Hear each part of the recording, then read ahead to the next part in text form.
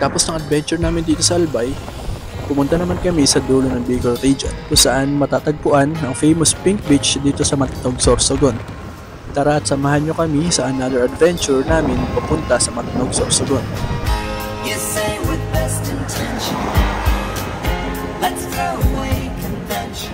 At ito ang aming day 3 ng Bicol Region Motorcycle Loop. At nang marating namin ang Matnog Tourism Office para sa boat transport registration, pinatuloy muna kami ng barangay officials sa loob ng barangay para pakalmahin muna ang lakas ng alon dahil katatapos lang ng malakas na ulan.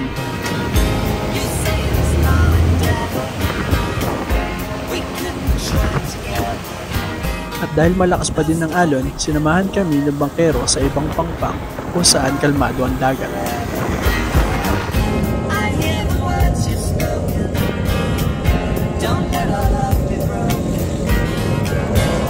Dito ay nag-ayos kami ng gamit at dinala lamang ang mga importanteng gamit sa pagtawid sa isla.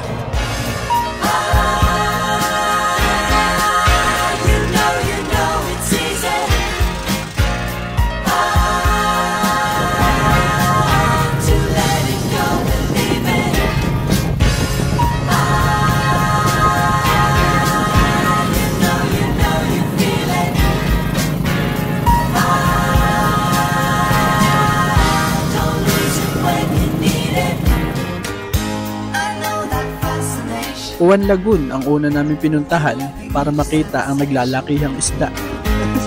Fred, Joanne!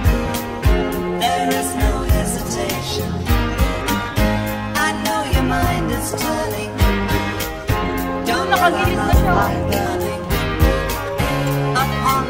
Wala, kamukha ni Bien.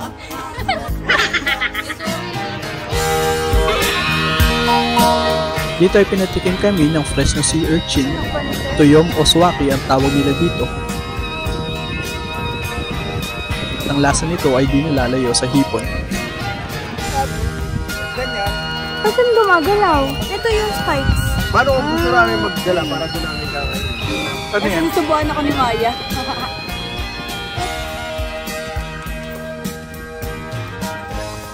Napakam mo. Tatala. Meme ka kasi. Pang meme ka lagi. Hindi na namin pinuntahan ang Kalintaan Cave at Tickling Island dahil sa lakas ng alon. Kaya't after nito, sa Pink Beach na kami didiretso.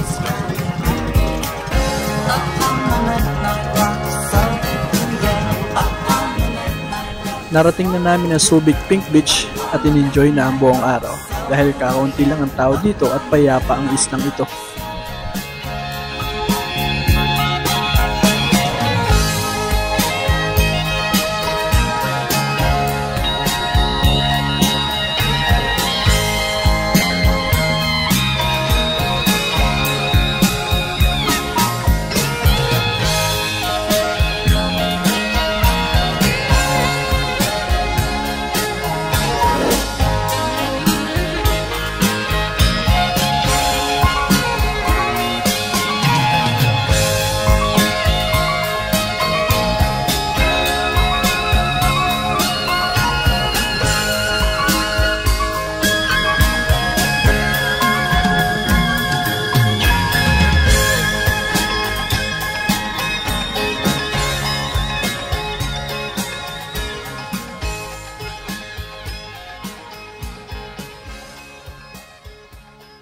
Salamat sa panonood, follow and share.